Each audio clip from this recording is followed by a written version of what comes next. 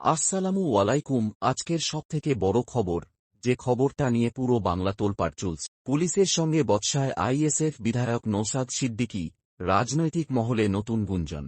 মুখ্যমন্ত্রী মমতা বন্দ্যোপাধ্যায়ের গাড়ি বের করার সময় রাস্তার পাশে দাঁড়িয়েছিল আইএসএফ বিধায়ক নওশাদ সিদ্দিকীর গাড়ি। পুলিশ চেয়েছিল নওশাদ যেন তাঁর গাড়ি সরিয়ে নেন, যাতে মুখ্যমন্ত্রীর কনভয় সহজে বের হতে পারে। কিন্তু এই বিষয়টি নিয়ে পুলিশের সঙ্গে তর্কে জড়িয়ে পড়েন নওশাদ। তার ভিডিওর মাঝে সকলের কাছে একটি অনুরোধ, আইএসএফ সহ ভাইজানের সমস্ত রকম খবরাখবর সকলের আগে দেখতে আইএসএফ ফরএভার আমাদের এই ইউটিউব চ্যানেলটিকে সাবস্ক্রাইব করে পাশের ঘন্টাটি বাজিয়ে রাখুন। অভিযোগ, কর্তব্যরত পুলিশ কর্মীরা তাঁর সঙ্গে অসম্মানজনক ব্যবহার করেছেন, তাই তিনি গাড়ি সরাতে চাননি। এরপর পরিস্থিতি আরও জটিল হয়ে যায়। পুলিশ একটি ক্রেন নিয়ে আসে, যাতে জোর করে গাড়িটি সরানো যায়।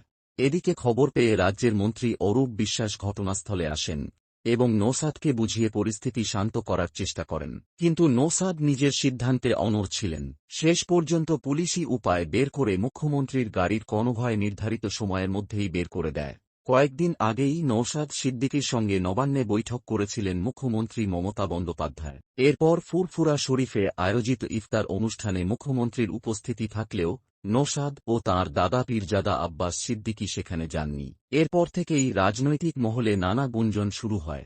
অনেকেই মনে করছেন নওশাদের ওপর কোনোভাবে চাপ সৃষ্টি করা হচ্ছে। এই ঘটনার মধ্যেই ফুরফুরা শরীফের পীরজাদা তোহা সিদ্দিকী মন্তব্য করেছেন, নওশাদের উচিত মুখ্যমন্ত্রীর কথা শোনা।